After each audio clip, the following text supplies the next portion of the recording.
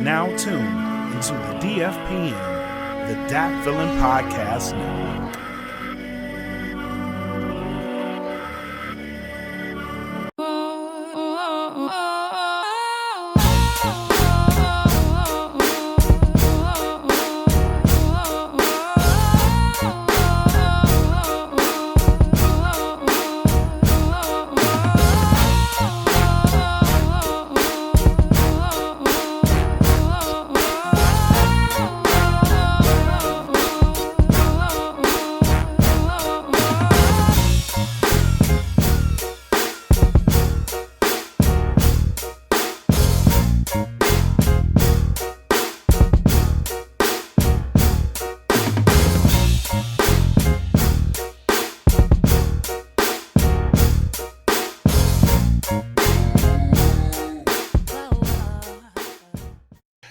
Yo, what is up, everybody?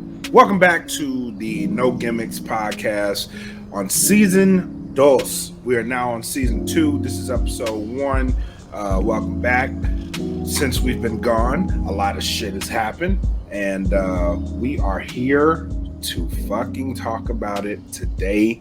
Let's get into the show. I am your host, Mr. Future Endeavored himself, Mr. Black Mac, along with my co-host, Mr. Fabulous Frankie D. What is going on, sir? Oh, man, it's just, too sweet. That's all I'll say. And you're right. You're absolutely right, man. There's been so much stuff that has happened in the business since we've been gone. And we're going to go through all of it today.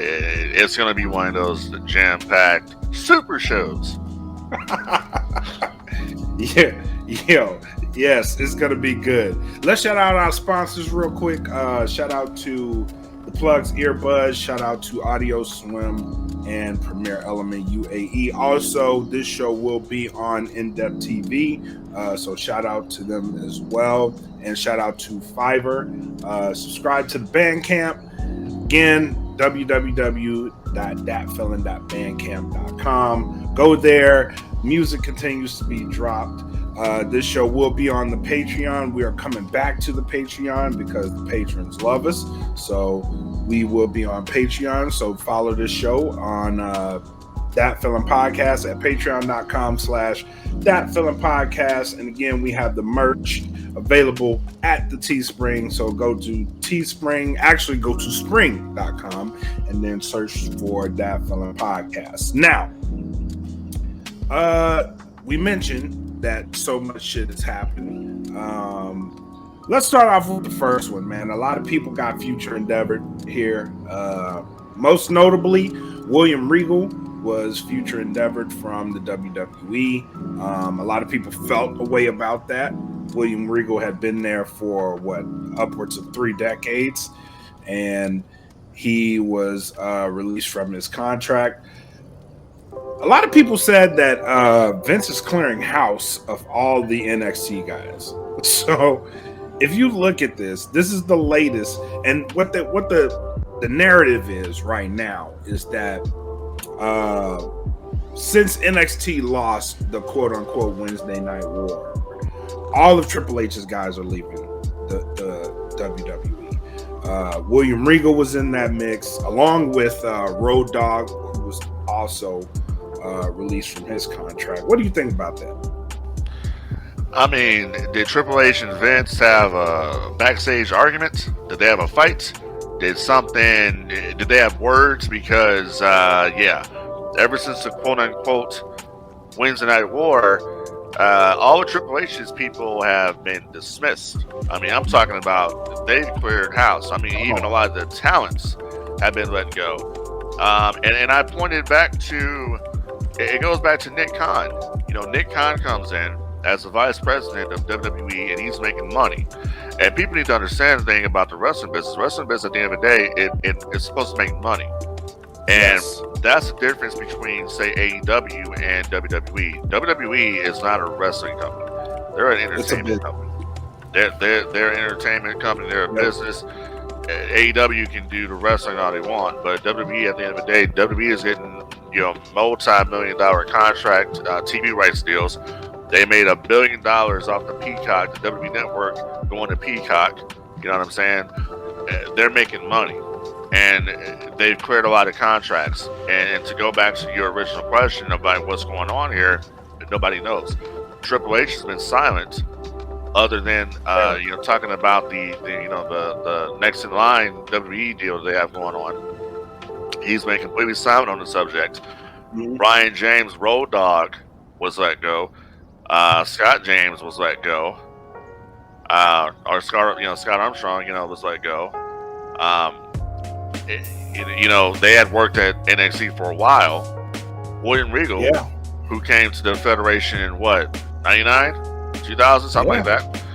He's let go, and he's one of the guys that's gone out there and recruited talent. He was, working behind the scenes there at NXT. I mean, shit, He was that instrumental. he was an integral He was part instrumental. of that NXT. And now, if you look at NXT right now with NXT 2.0, it's clear to me that either Nick Khan's got in the ear of Vince, Triple H got into an argument with Vince, something happened to where Triple H's legacy is pretty much being erased, where NXT no longer resembles anything the black and gold presented before. And everybody that Triple H has either been associated with, they're all gone. I mean, you talk about Endeavor, but let's also put on the list too of another guy that was featured Endeavor there. It was Samoa Joe. Again. Who was fired, brought back, fired again because of Triple H, and then fired again. And there's talks right now, rumors going around that Regal, is talking to AEW. It could be on his way over to AEW, which is something that they need, and we're going to talk about AEW today. We're going to get into all that. But right now, I mean, it's pretty obvious to me with the ratings of NXT, they're still doing the same ratings, if not lower than what they were doing before on Wednesday nights when they were going up against Dynamite. So I don't think the 2.0 experiment is necessarily working, in my opinion. No, there's been reports that officials are not happy with 2.0, and they thought fans would gravitate towards it, and there hasn't been that gravitation towards the product yet, and they are trying to figure out the root cause. Like, maybe it's the newer stars. Did they go too fast in pushing these people to, like, Braun Breaker to be champion?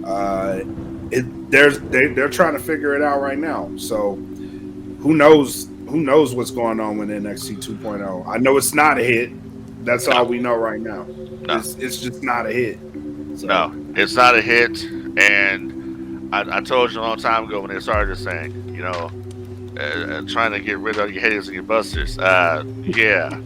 You know what I mean? Like, it's gotta be more than that. You feel me? So I don't know. I mean, Bruce Pritchard's, that's another thing about this. Bruce Pritchard is one of the guys that's in charge of it. The creative team for NXT is no longer separate from WWE. They now have to, send all the scripts and all that, report to WWE. Bruce Pritchard and somebody else is who they're reporting to.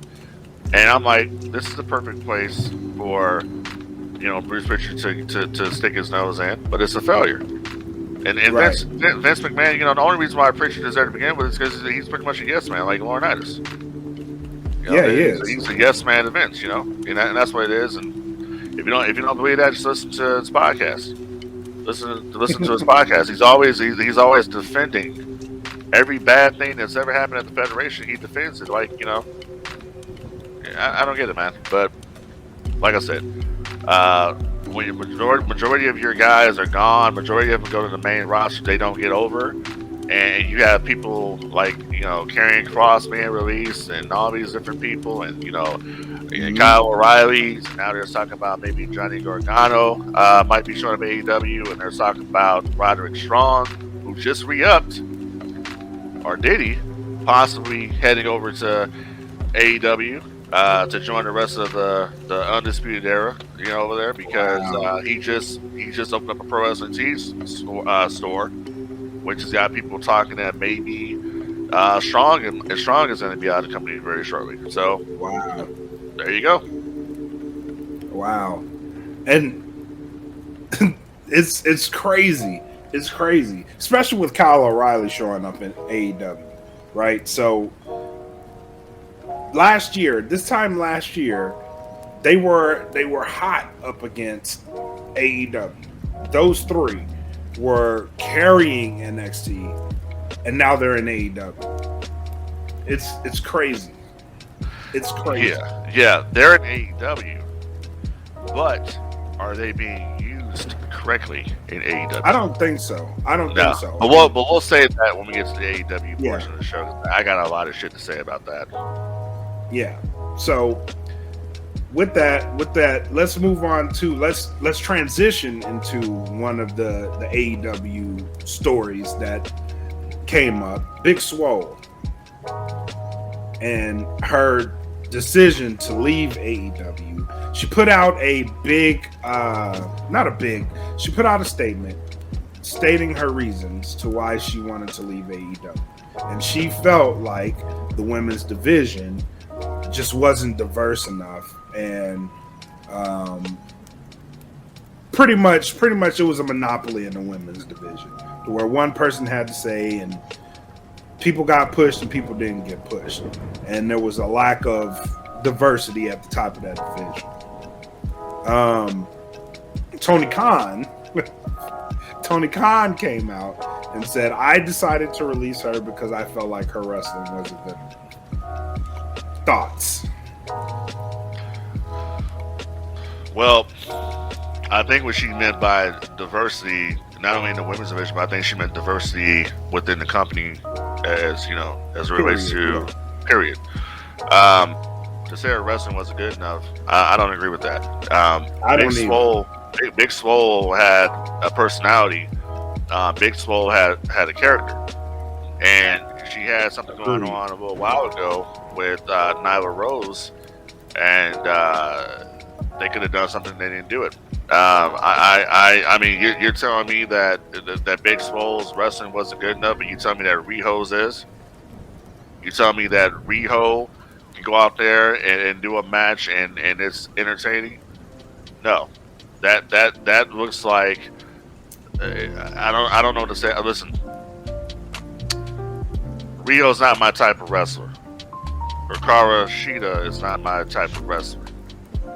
Right. They don't do it for me. They're one of the reasons why the division is where it's at right now. The only person in there that's been carrying that division on their back has been Dr. Britt Baker.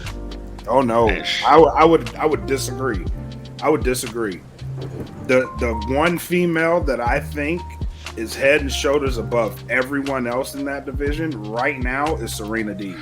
You can't put Serena Deeb in that category because Serena Deeb just recently signed as a few months ago with AEW.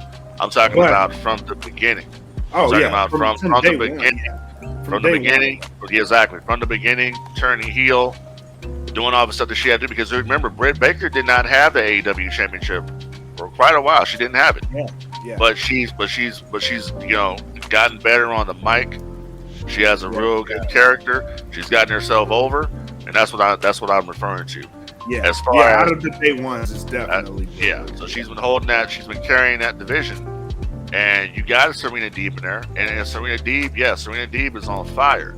Yes. Serena Deeb, I saw her in person.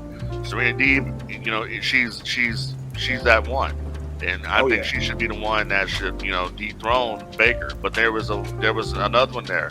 I mentioned before the Abaddons. Mm-hmm. You know what I mean? That don't get she had the one match with Britt Baker on the Halloween show, and hasn't been seen since. And they keep going back to Riho, and no one gives a shit, bro. Riho's not my type of wrestler. Nyla Rose doesn't do it for me either. Jade Cargill, she's getting there. She's still got some work to do, but Jade Cargill is one of my favorites to watch on there. Layla Hirsch is another one that's they're not doing anything with. You know what I'm saying? So I agree with Big Swole on that. And then when it talks about diversity, okay. When you look at the show,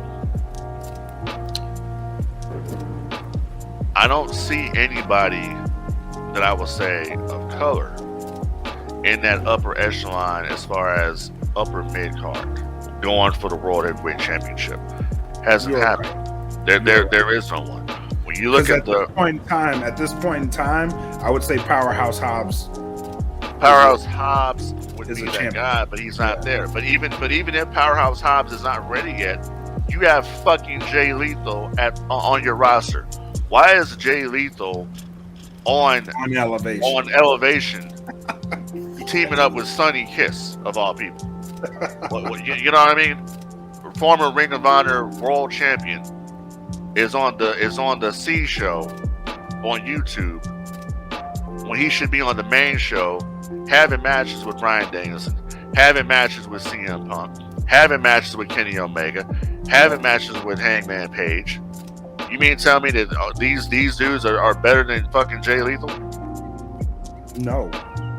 That's what I'm saying. So why is that? I mean, for Tony Khan to put that tweet out and say Dante and all these different people, and that came off to me, and I listen. I don't think Tony Khan's a racist. I'm not saying that. What I'm saying is it just came off to me like I got all my black friends. Yeah, that's what the tweet came off to me. True. You know what I mean? So it was bad. It was you should have went there, and then on top of that to attack, say, oh well, I let her go because her wrestling was good enough. But like I go back to, so Tay Conte's wrestling is better than Swole's. Red Velvet's wrestling is better than Big Swole. Exactly. I think Riho is better than Big Swole. Out of all the women, Swole was probably one of the best technical wrestlers in AEW, man or woman. She was very fluent in the ring. She didn't botch. She actually carried her weight in the ring, and you could tell she was a leader in the ring. So I don't know where that came from. Well, if her wrestling wasn't good enough, why did you sign her to begin with? If her wrestling wasn't good enough, that's the whole point of it. If her wrestling wasn't good enough, you should never sign her. What it is that homeboy got his feelings hurt. He got up in his feelings. So I'm gonna go out there and I'm gonna say some shit, even though it makes it look stupid. I know it's not true. That's what it comes down to. So yeah, I Swole had something there. And you just didn't capitalize on what she had, and what she could offer the division. Just like Ruby Soho, you got her. Dude, what are you doing? Should have been TBS champion. I know they gave it to Cargill, and Cargill just deserved. She looks like a star. Yeah, she looks like a star. She looks better. But you can tell Jada's still learning. You can tell. Jada's still learning, though, bro. I agree with you. She's still learning, but she looks like a superstar. Yeah. She looks different than any other female on that roster. She has that look. So you got a superstar right there. You know what I mean? So it's up to them on what they want to do with it. But yeah, I'd like to see. So many women in there. You have so many women. Thunder Rosa, we didn't even bring her up, and she's Thunder Rosa is another one. You got some good workhorses on that roster in the female division. You got the Serena Deeps, you got the Thunder Roses. You know what I'm saying? Britt Baker needs better challengers that's gonna really show what she can do as far as a women's champion. They got Jade out there, but it's like, okay, Jade, like I said, Jade's still learning. You can't be learning and be on national TV. Yeah, you can't. You can't do that. And this is why another reason why AEW at some point is going to have to start running house shows to get their talents out there, familiarizing them with the basics of the in ring work. And I don't know. They got to do something to change it up. Their women's division is getting better, but they're still miles away from WWE what they do with their women. Right. Yeah, I agree with that. Speaking of which, something interesting came up. Mickie James. Mickie James is the TNA Knockouts. Well, yeah, the Impact Knockouts champion, right? She's the Impact Knockouts champion, going to be appearing in the Royal Rumble. And this is to bring it back a little bit.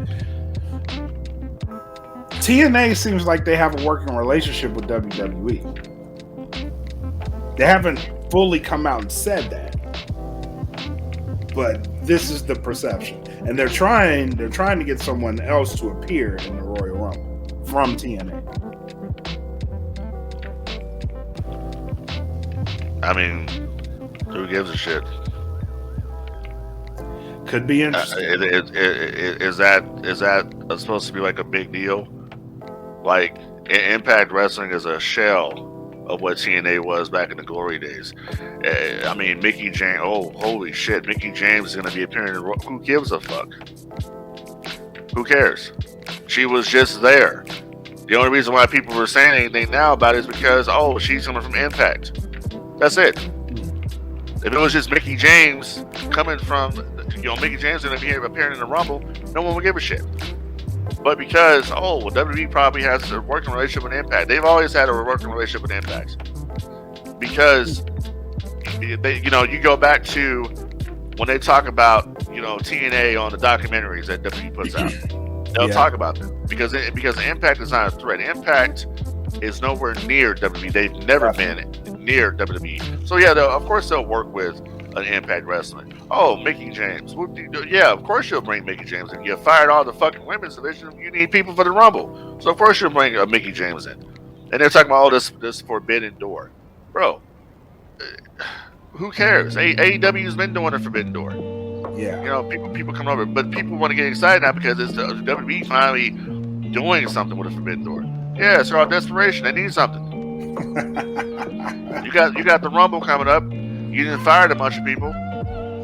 You need something. You can't always go back depending on the legends because the legends have gotten older. They probably can't come in there and do shit anymore. So of course you're going to be looking elsewhere, the forbidden door, for somebody to come in. Who's gonna come through the forbidden door? Huh? Gallows and Anderson, they're gonna come through the forbidden door. They were just there. I doubt it. I doubt they'll walk through that bitch. Exactly. But so it doesn't. At the end of the day, what I'm saying is it doesn't matter. I'm not excited about Mickie James being in the room. Who gives a shit?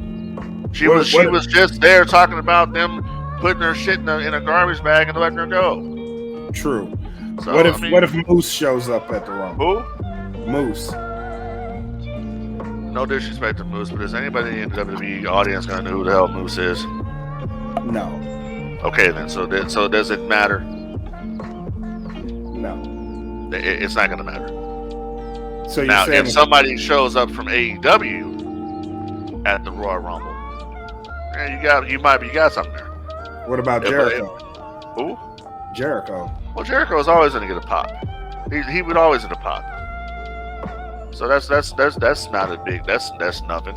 You would need somebody that's never appeared there that would be like a big deal to do something. You need to push like you put somebody out there like Send Sammy Guevara over there. See what kind of reaction he would get. Send the Jungle Boy over there. See what kind of reaction he gets. Send the Luchasaurus over there. What kind of reaction would he get? Send over, Omega, Page. These homegrown AEW guys. Send MJF over there. See what he gets. As a matter of fact, send Wardlow to the Rumble. Ooh. See what would happen in that situation. All right. So that's what I'm talking about. Royal Rumble. It's probably still one of my favorite matches simply because of the surprise factor of who they're bringing in. But dude, no, come on, man. No one gives a shit. Mickie James was there for a couple years and didn't do jack shit. And it wasn't her. It's the writing team not being able to find anything for you, whatever the situation would be. She didn't do jack shit. Didn't do nothing. And it's not her. It's just it is what it is. So I'm not excited about it. I don't really care. All right. Deal. That's a deal. So speaking of forbidden doors, Cody Rhodes cut a promo this past Wednesday on that exact subject, the forbidden door. He talked about he threw a subtle jab at both Red Dragon and NXT. But the majority of his promo was CM Punk. Thoughts? Well, Was this one of those promos where Cody sat in the back and was writing that shit down and going over it 100 times and making sure it was right? I don't think he ever does that. Not in AEW. Bullshit. You obviously didn't watch his reality show. No, I didn't. You didn't, so you need to watch that reality show. Then you don't know what I'm talking about. They did a whole segment about that promo he wrote for his feud with Anthony Ogogo, and he was back there. Oh no, yeah, I seen promo. That. Yeah, seen that. So that's what I'm saying. Did he sit back there and go over this 100 times and write it over and over again and make sure it was just perfect? And went to Brandy and says, "How does this sound, David?" So, you know what I'm saying? So that's what I mean. So other than that, it was a crazy promo full of truth, because Cody talked about the Forbidden Door. He talked about CM Punk, and when CM Punk mentioned New Japan and Ring of Honor and all these other places, and Cody was like, I went out and did it. Yep. That's what he did, and he's absolutely correct. He did do that. So what I'm getting at here, partner, is if I'm doing a promo centered towards CM Punk, the majority of this promo was about CM Punk. Why the fuck am I here with a ladder in the ring challenging Sammy Guevara when obviously I want to work with CM Punk? I want to go against CM Punk. That's what I got from the promo. You can put down Red Dragon. I don't know why you would put down Red Dragon as developmental guys when, hey, they proved themselves in Ring of Honor. They weren't they weren't developmental dudes. So that's number one. They proved themselves. Now they're there at AEW. So what does that say? AEW hires the developmental guys? Is that what you're trying to say? That's what he's saying. That to me doesn't make any damn sense. That's stupid. He said, I don't need to see them beat the developmental. Well, whatever. Okay, so bottom line is that Cody cut a jumbled promo, went on a whole tangent about the Forbidden Door and CM Punk, which leads me to believe they're going to have a program sooner or later, and I actually want to see it. You imagine those two on the mic. Yeah, it would mean a lot more. It'll mean a lot more to me than MJF and CM Punk, because MJF is just it's like we were talking off the air. I don't really get the whole thing with MJF. I don't get the appeal of it. At first I kind of did, but then I thought about it for a minute, and I'm like, the dude is he's just it's a cheap heat artist. Here's the thing. He cuts the stick. He cuts the stick, right? He cuts a promo, but it's a cheap heat promo where you go into the kind of forbidden terms of the industry. And how many tickets are you selling? It kind of reminds me of Shane Douglas in ECW back in the day, when he was just going a cussing fit. But how many tickets are in pay-per-views are you selling? Here's the thing. When AEW first came around and you had an MJF, out of all of that talent, he was golden. Now you start adding in guys that are great on the mic. Danielson's good. CM Punk's god tier on the mic. Guys of that nature. Then you add in stars like a Adam Cole and a Malachi Black. You add in guys that bring more appeal, not only on the mic but in the ring. Now you have to prove yourself both on the mic and in the ring. And I think for as good as MJF is on the mic, his ring work as compared to all of those guys isn't there. It's not. It's not on their level in the ring, because no, it really isn't. And that's where the appeal of MJF kind of falls, because once All Out happened last year, like, MJF was hot up until that point. Like, once Adam Cole and Bryan Danielson debuted for that company, the paradigm shifted. No pun intended, but it shifted. You know what I mean? Like, now you have guys that are okay. They're phenomenal in the ring, and they can cut a good promo. and they just start bringing in guys that are phenomenal in the ring and can cut a good promo.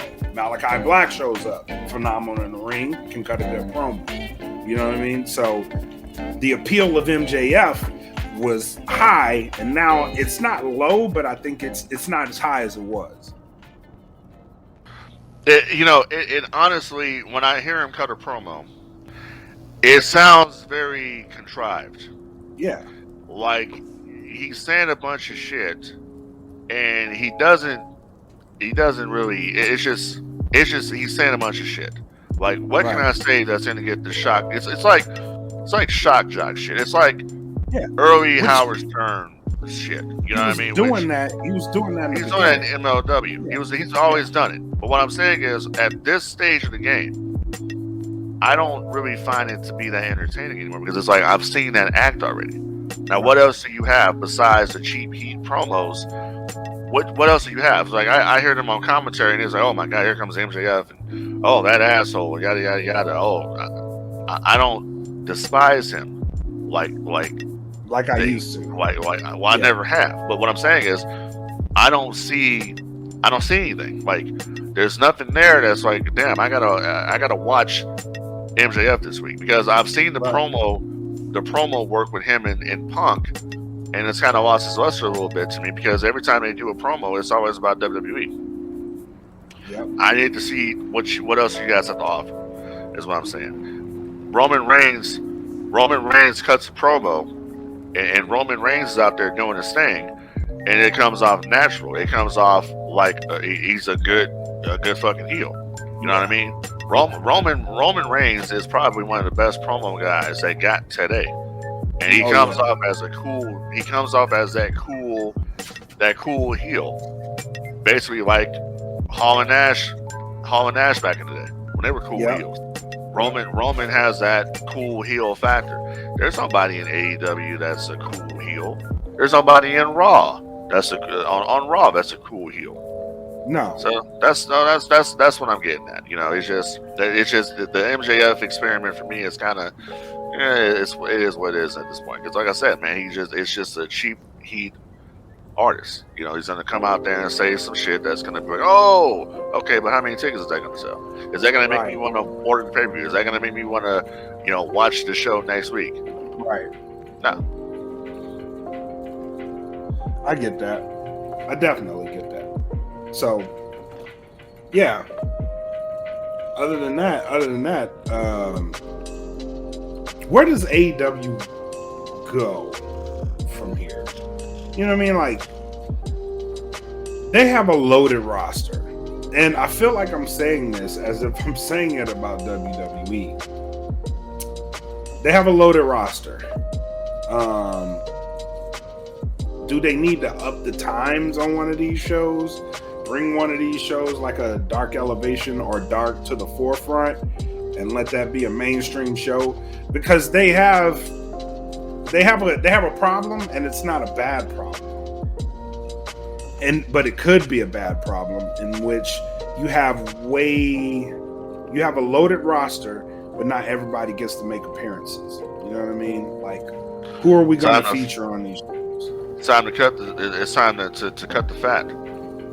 I think it's time to trim the fat. Pretty much, it's time to get rid of all these people that you don't need. It's time for them to go. You know, I mean, the Joey Janela's, and I don't think Janela's there anymore. Is he? He's there. Yeah, he's there. So you got all these different cats that you got that are on Dark Elevation. It's time to cut them. You don't need them.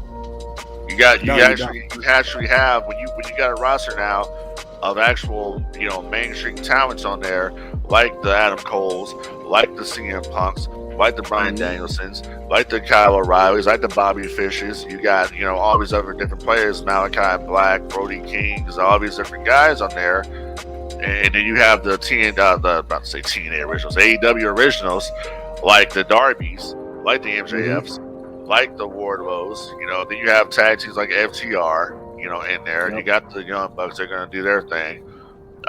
It's time to look at some of these people and like, well, damn, who do we need and who do we not need at this point?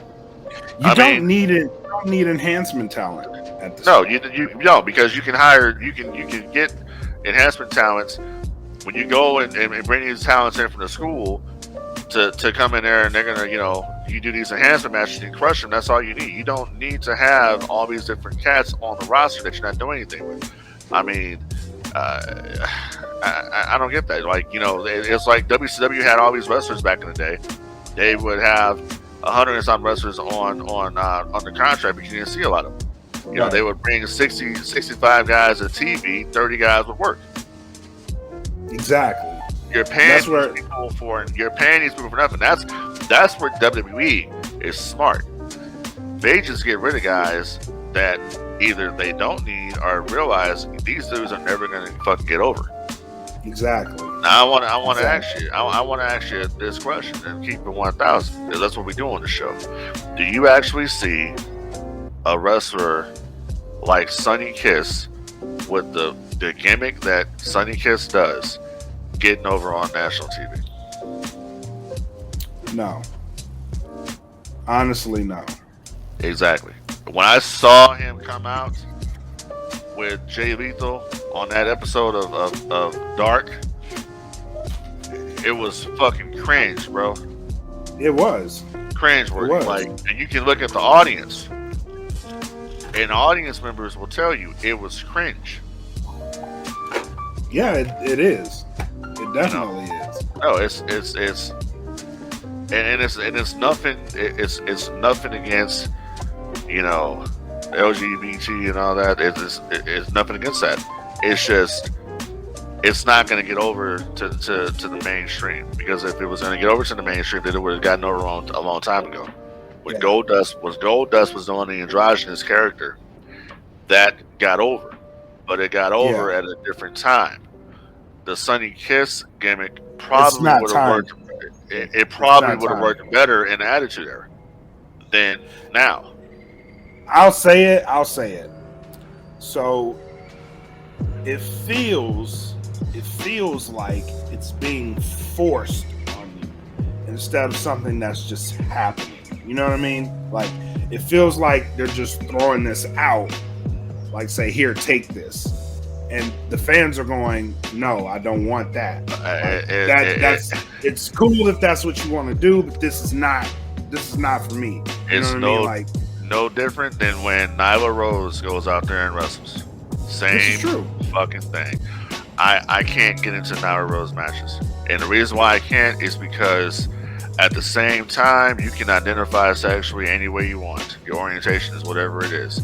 But at the same time, you have the strength of a fucking man, and you're out there wrestling little ass women like a Ruby Soho, like that you need. If you want to be real diverse and inclusive, why not just have a transgender, division in your company?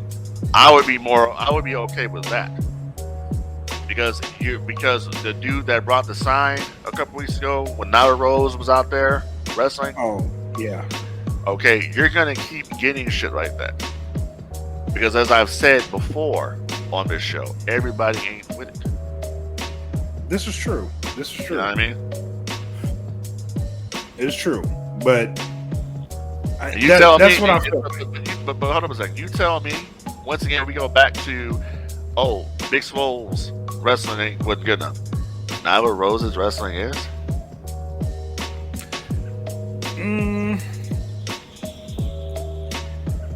I'm gonna say that's different, because Nyla Rose is bigger, and in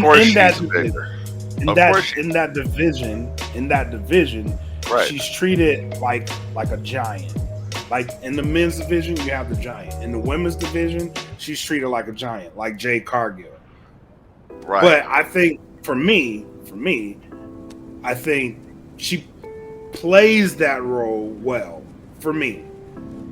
Now, should she be there or should she not be there? That's a totally different thing.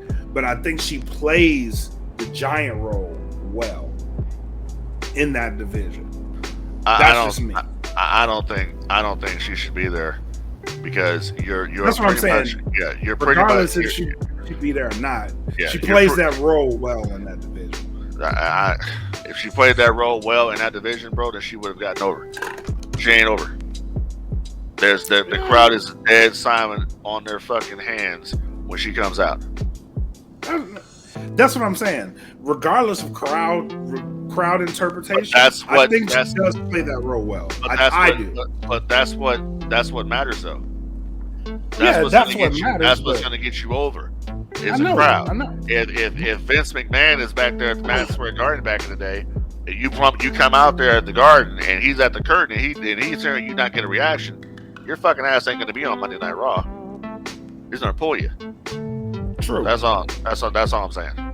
I get that. All I'm saying is, everything else aside, I think she does play the role well. She doesn't get over. She's not going to get over. No, she's not going to get over. But I do think she plays the role very well. And like I say, if they wanted to have a transgender wrestling division, I'd be all for it. I can't get into a man, pretty much, transgender man, or man that identifies as a female that still has men fucking hormones and men's fucking strength, throwing around a Ruby Soho like a rag doll.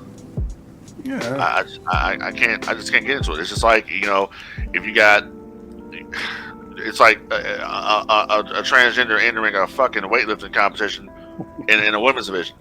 Of course they're gonna fucking win. But she doesn't, though. She doesn't win. No. The women get over, but I don't know. Because if that was the case, she'd be champion, reigning forever. But she isn't. So yeah, well, it is what it is. Yeah, it is what it is. What else we got?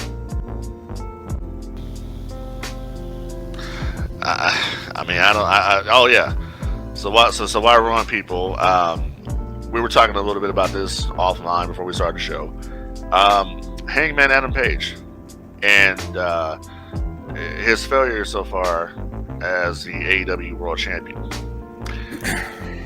I look at Hangman Page, and I've been watching Hangman Page for a long time. I was watching Hangman when he was in the Bullet Club, and I just don't see Hangman Page as that guy. I don't see him as World Heavyweight Championship material.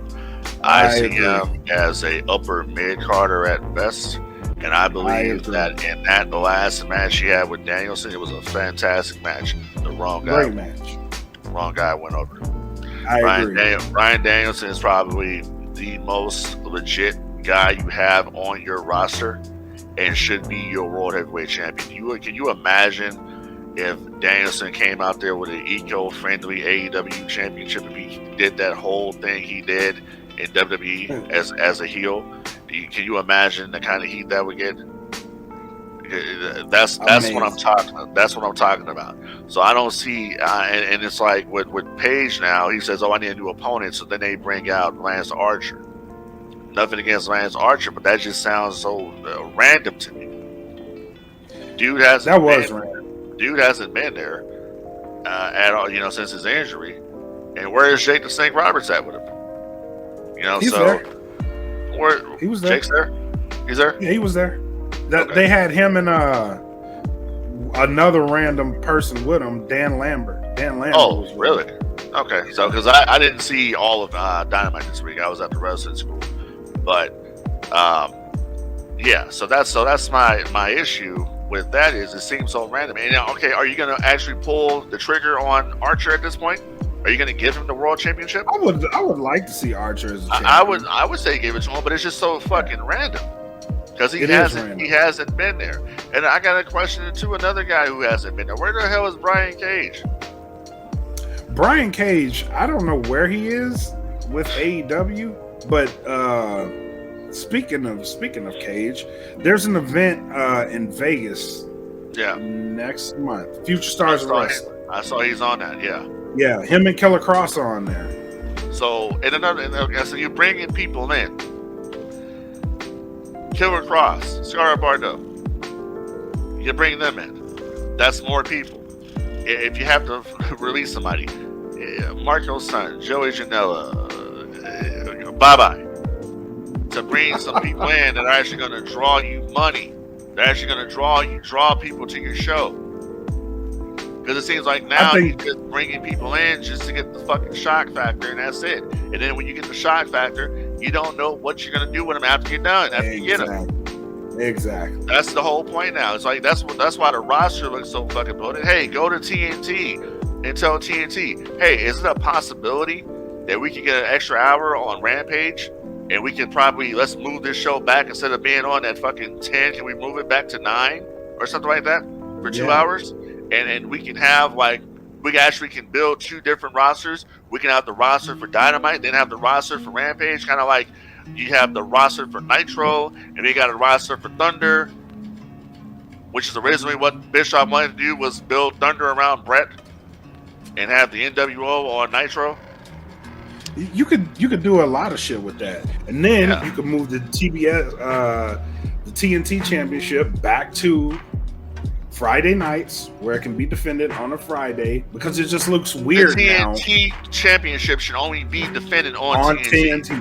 Not TBS. It looks weird on TBS. Yeah. It does. It looks weird on TBS. Absolutely. You bring it back to TNT. You build a roster of people that want that championship and go after that championship. And then, boom, you stick to Dynamite. You have your AEW champion on Dynamite defending that belt. Then you have a whole roster of people to go up against them for that belt. If you want to, build a secondary women's title. Unless you just want to feature women on, you have your AEW women's champion on Wednesdays and your TBS champion. It wouldn't work that way, because the TBS champion would have to be on Wednesday and the AEW women's champion would have to be on Friday. Why did you have to name the championships after the fucking network and basically just put yourself in a corner? Why couldn't it just been the AEW Intercontinental Championship or something like that? New Japan has an Intercontinental Championship. Or the television championship. Or the TV championship. Exactly. The AEW TV title. That's what Jim Cornette calls it. The TNT calls it the TV title. Essentially, that's what it is. What it is. So, the TV title. So why not just why put yourself in a corner, paint yourself in a corner where we got this network shit. We have to go because it's a network championship. You have to do all that. And another thing too, and I don't want to be like, oh, this is bash AEW, because I like AEW, but I'm a realist of the situation. Yeah. Don't fucking say that AEW at this point is on the same level of WCW in '96. You are fucking not. This is an off-air conversation too. Yeah, you're not. You're not. You're just not. You're not at that level. How can you be at that level when you're not going directly against Monday Night Raw? Put Dynamite against Raw. And I know they don't have any control over that. They don't have any control over that. To say what night we want to be on and what time frame. I understand that. But at this point, it's like Eric Bischoff says, it's a cosplay competition. Because when Bischoff was running WCW, Ted Turner made the decision to create Nitro and make it a 1 hour show live against Raw. Right. That's competition. Not this, well, we're going by the demos and we're going by this statistic and that statistic and all that. No. I bet you if you put Dynamite up against Raw, Dynamite would probably win. I know it would win. That's what I'm saying. Well, yeah. I don't know. I can't say if it'll win because WWE has a lot of the numbers would be close. The numbers would be close. The numbers would be close. If you put that show up against SmackDown, they're gonna get killed. Oh yeah. Against Raw though. But against Monday Night Raw, which is what I'm saying, if you want to have a real competition, you go up against Raw, you would definitely go into that and break into that. Yeah, absolutely. Yeah. You would. With that shit that they put on 3 hours on Mondays, yeah, you could break into that. Hell yeah. And you can go 2 hours. You can go 2 hours and still be Raw. Because Dynamite is still consistently, it's a more entertaining show. Yeah. You know, and then the bottom line is that Roman, the Usos, are carrying SmackDown. Now, what if they have a draft and Roman and the Usos go to Raw. That's not gonna happen because because Fox has say so. Yeah, Fox says they have say so, and they say hell no, no, fuck you. We want Roman on SmackDown. That's our guy. That's our champion. That's it. So that's not gonna happen. Here's a rumor. There was a rumor while we were away that the WWE actually wanted to sell to Fox, but Fox withdrew because the WWE was asking for too much money. I haven't heard that rumor, but the rumor that I have heard is the possibility that there could be another player that could buy WWE, and it's a major conglomerate, and that conglomerate would be Amazon. I don't see what they would do with it, but they could stream that shit. They have the streaming capabilities, and that's true. They have direct marketing for everything you could want. That's WWE. I don't think that'll work well for WWE though. I don't. Why wouldn't it? Let me tell you what Amazon would be getting. Amazon would be getting that WWE footprint that's worldwide.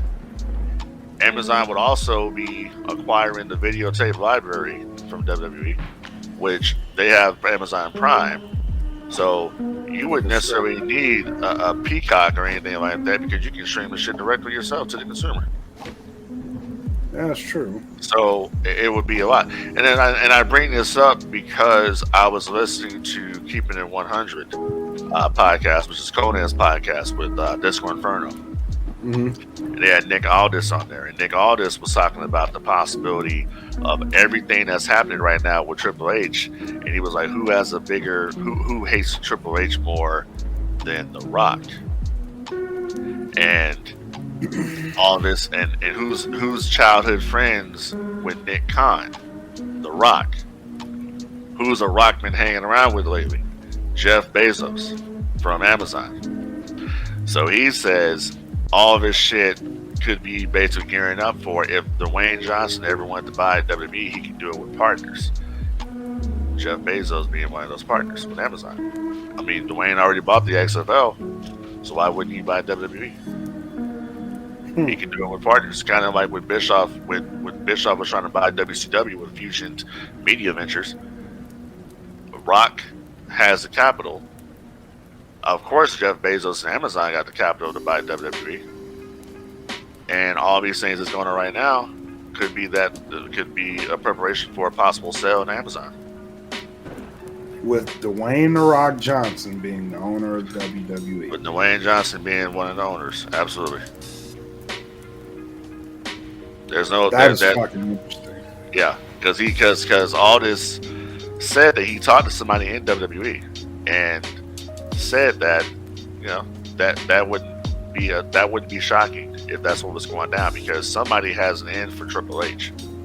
Somebody has an in big time for him, and he was like, how Dwayne always praises Brett and never praises Triple H or Shawn, because Triple H and Shawn did him dirty when he got in there, and Brett was working with him and tried to protect him and all that shit. He has great things to say about Bret Hart all the time. I always thought, even Rock, when Rock did a video for Triple H a little while ago about Triple H's, anniversary, it just came off fake to me. Like, because I know you don't really like this motherfucker like that. No, you don't. So it's very interesting if Amazon was to come in there and become a major conglomerate, because if you got The Rock there, of course I think The Rock would know what to do, because Rock would bring on the best people to run that shit. So it's a very interesting situation there. I think honestly Vince would probably trust it more with Dwayne, Nick Khan, and Amazon than he would his own family. I believe so. Yeah. Whoa. Yeah. Something to think about. Whoa. Yep. That's it. Wow. Right. That would be a hell of a revenge move. Yeah. Yeah. It would be. God, that is the perfect pettiness. That is perfect. Yep. And don't tell me it couldn't happen. Oh no, it definitely It could happen. Yeah, it could happen. Holy shit. Right. Yeah, that'd be I would actually want to see that happen. Just to see what comes out of it. Right. Now the firings kind of make sense if you put it in that light. Why is everybody from Triple H's, it's just everybody gone? Doesn't matter how long you've been there, gone. Shit. So, yeah. And people can go and find it. Go to YouTube and find a clip. It's keeping it 100 with Conan and Disco Inferno. Just go find that clip with Nick Aldis talking about this situation, talking about it, because see, Nick Aldis doesn't like Bruce Pritchard or John Laurinaitis, Johnny Ace. So he was talking about these motherfuckers here, like, so, and they were talking about, well, what if that happens? Would Triple H start his own league, or would Triple H go to AEW? And he was like, Tony Khan doesn't need Triple H at AEW. No, why would Tony Khan hire him? Because that would be like somebody infiltrating his shit. You know what I'm saying? So I don't know. All I know is that Dwayne Johnson is one of the biggest stars, if not the biggest star in Hollywood at this point, and he can get shit done. And I would think that would be absolutely awesome if Dwayne ended up owning WWE. Yeah, it would be. That would be cool. Son of a bitch. Yeah, that would be cool. Oh man. Right. Now I have to tune in. Right. Fuck, that's crazy. Shit. All right, last thing before we roll out. Jon Moxley. Yes. He's back. He did a stint in rehab. Looks completely different. Jon Moxley looks like Dean Ambrose. He looks like Dean Ambrose. Yeah. Yeah. He looks like Dean Ambrose. Hey, listen, I'll tell you what. I was happy to see Moxley make his return. I'm glad that he went and dealt with the demons. I thought he cut a fire promo, a real promo about the demons and wrestling and how they had him and all that. So this dude obviously went to rehab. He took it seriously. Yep. And he just, if you look at a comparison photo of him before he went to rehab and now how he looks now, night and day, bro. Night and day. So I was all like when he came out. I knew immediately when he came out. I was like, oh, he took that shit seriously. Oh, he did. But there has to be one asshole in the crowd that's saying, "Oh, get this drunken piece of crap out of the ring" or some shit. That's what Moxley said. Fuck you. Get this piece of shit out of here. It has to be one that has to ruin shit, but nonetheless, do cut a fire promo. I can't wait to see who he works with. And on top of that, there was rumors before he left that they were going to probably end up turning him heel. You can't turn Moxley heel now. Nobody. Too fucking over. You can't do it. Yeah. Can't do Don't it. do that. Can't do it. It's time for Moxley to get into the thick of things. And when you talk about now with Moxley, like who's Moxley going to work with? Who are some of the guys that you can put Moxley in the ring with? I'm like, fucking CM Punk. Straight ass CM Punk versus Jon Moxley, the recovery. Adam Cole, Malachi, Andrade. Dude, the sky is the limit for that man right now. Although I must say, they got to get Andrade a speaker. Yes. You can't. His English is. He's working on it. He's working on it, and I applaud him for working on it. But the accent there is too fucking thick. You got to get somebody to come in, and it's like, okay, I think now would be the time to bring in Ric Flair. I think that Yeah. bullshit that happened, when everybody, whatever. I think it's past. It's done. Yeah. It's over now. Now you bring in Ric Flair with Andrade. That gives Andrade instant boost, instant credibility. Through the roof. And where the fuck is my man Miro at? Fuck yeah, that's a good question. And where the fuck is Miro? And if Miro comes back, bring in his wife with him. Finally. Yep. You know what I'm saying? So like I said, dude, they got a bunch of guys that they can bring in to get this thing done. That's who I would have wanted to see challenge for the title. Miro. Who's that? Miro should be up there. Miro should be up there. So let me ask you this question: what's your opinion these days of Chris Jericho? I think it's time. No offense to Chris Jericho, but it's time. You've had a wonderful career, record-setting. You came into AEW. You took a startup company. You launched it as its first champion. You've done what you set out to do. It's time. It's time. Now, can you really say it's time? It's time. When you got Sting out there who's 62 having kick-ass matches?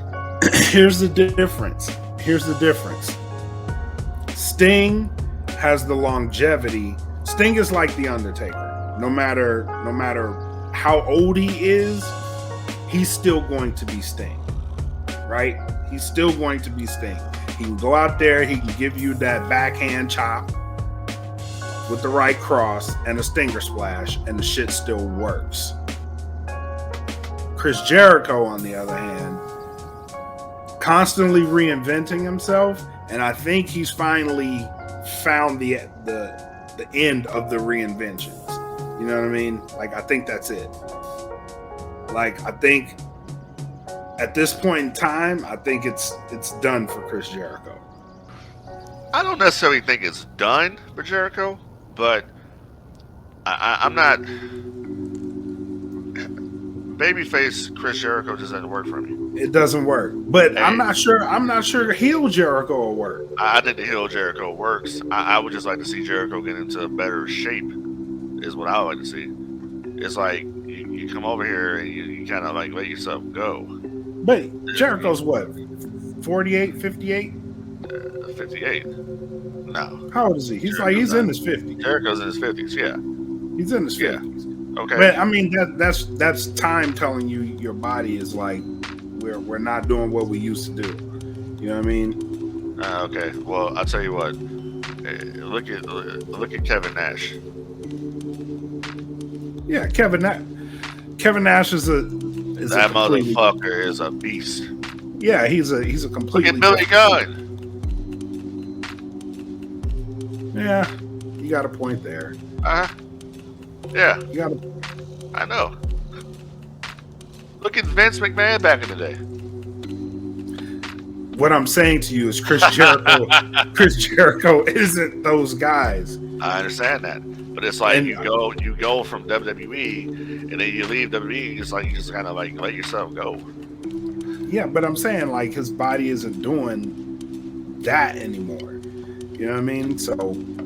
Well, I'm just saying. And there's nothing wrong with that. Like you there's get nothing older. wrong with it. It's shit. You get older. There's nothing wrong with it. I'm just saying. What at this point, I think Jericho still has a lot to offer the business. He does. I just like to see him get into some shape, so people are not out there talking shiznit about, oh, that's that Chris Jericho guy. What the fuck happened to him? I think he does, but I don't think it's right now. You know what I mean? Like right now, Jericho is looking iffy for me, and I love Chris Jericho. Like back when WCW had the cruiserweights, Jericho was my guy. But I don't know. It's sad for me to say that, but I think it's time for Chris Jericho to hang it up. Well, I don't think he's gonna hang it up. I don't think so either. That's not gonna happen. And I don't want him to hang it up. I just would like to see him do some entertaining shit. And on a side note to AEW, can I go 1 week where I got Pride and Powerful on the show and FTR on the show and not have fucking 2.0 and Yes, Daniel Garcia please. dominating the fucking show. I need Pride and Powerful with straps. Yeah, they don't. I'm sorry, but 2.0, you can put them on dark. But I'd like to see a show where I got Pride and Powerful on there, and I got FTR on the show, and Putting I on a get clinic. Powerhouse Hobbs Putting on on the a show, put on the clinic. You can bring Hook from Rampage, put him on the main show, Dynamite. Dude, Hook is fucking over. Yeah, Hook is over. Yeah. Hook Absolutely. is over. Yep. I love Hook. Yeah. Yeah. Like, he comes out there, he don't do, he ain't flashy. He just walks to the ring. Like, bitch, I'm about to go whip somebody's ass and just go right back to the back, bro. It's nothing. And people got and it. Over. He's over. And he's so fucking smooth with his shit. You know what I mean? Yeah. So, yeah. So kudos to Taz, bro. Kudos to Taz for making that shit happen. Oh hell yeah. Yeah. You know, Taz has to be proud, man. He's out there on commentary and his son's in the fucking ring. Whooping his ass, doing his shit, you know. But I will tell you one thing that I would like to see them do, and I think it hurts them more to have it than not to have it. But I'd like to see them get rid of the FTW title. I don't think it does anything for Ricky Starks. If they made that, could be your actual secondary title for any show. It could. If you had it was a heavyweight championship. It was the heavyweight championship equivalent in ECW. So it can't. But that's be what I'm very about. Well, that's what I'm saying. Like, you could have them defend it weekly, or not even weekly, like bi-monthly. You can have them defend that shit. Well, what it says. But I think Ricky Starks is the absolute guy to have it. Well, here's the thing. What it says to me. Well, first of all, here's one thing. I'd love to see Ricky Starks get some better theme music. Something that suits him, because that shit he has right now just doesn't do it for me. And number two, what I would say about this is that so you're good enough to hold the FCW championship, but you're not good enough to hold the TNT championship, or you're not good enough to hold the AEW World Championship. So you got to get your own belt. See what I'm saying? That's where I think it hurts. Because if Ricky Starks was to get the TNT title, or Powerhouse Hobbs was to get it, that's legitimacy. If they were getting the tag team championships, that's legitimacy. That's what I'm saying. So the FTW belt doesn't for me. It's like WWE bring you title. That doesn't mean shit. I get that. Yeah. So I get it. Yeah. So other than that, man, I think we hit took all the meat off the bone today. Yeah, man.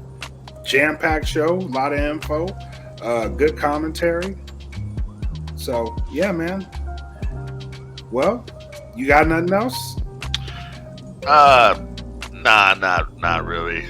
Oh well, actually I do. So if any people out here that are listening to the show are going to be, if you're in Texas, if you're in the San Antonio, Texas area, why don't you come down to the Woodlawn Gym this coming January 29th for Dog Pound Championship Wrestling presents the first ever Teddy Long Tag Team Tournament. And Teddy Long is actually going to be in attendance to present the Tag Team Championships to the winners of the tournament. So I've been working with Rodney Mack. That's his promotion, Dog Pound Championship Wrestling. So I'm working with Rodney Mack, and getting the talents ready. Dudes over there busting their ass at the dojo, at the school, getting ready for the championships for the tournament. And we got some real good guys that are going to be in that tournament. So like I said before, if anybody out there is in Texas, you want to come down and see some Texas style wrestling, then come over to the Woodlawn Gym for Dog Pound Championship Wrestling Teddy Long Classic. So tickets available right now. Come check it out. Trust me, we're going to try to be the top independent here in San Antonio when it's all said and done. Nice. We should get Rodney on to talk about it, man. Yeah. I'll work on that. I'll talk to him about it. And also Jazz as well. You know, his wife is Jazz. And Jazz is also at the school helping with the helping training talents and, doing her thing with him. So, yeah, we can definitely make that. But like I said, first ever crowning of the Dog Pound Championship Wrestling Tag Team Champions. And like I said, got a lot of good tag teams in there. I'm myself, I'm looking at the Misfits, or they're a good team. The Misfits, end up taking it. But like I said, check out Facebook. Go to Dog Pound Championship Wrestling on Facebook. Get all the information you need about the show. But like I said, man, other than that, that's pretty much all I got. All right, man. Throw that link up. We'll post it in the group. If you're listening to the show, go to the No Gimmicks podcast fan group. Join in. You get all this information. We're in there daily, posting news and commentary. So join that group, and you'll be in the conversation. And you'll also get a link to that, and then we'll make sure we post that to the group. So, kudos to Dog Pound Championship Wrestling. I will be in San Antonio soon. I will be going there for the AEW show. So y'all come in, tune out for that. Hopefully I won't be just going there to visit the show, but well, hopefully, motherfucker. Hopefully. So man. So just join the group. Stay tuned. That's all we got for today's show. Thank y'all for tuning in to the No Gimmicks podcast here on the DFPN. Come back. We'll be back with some more news and more commentary for all things. So till then, y'all have a good one. Peace.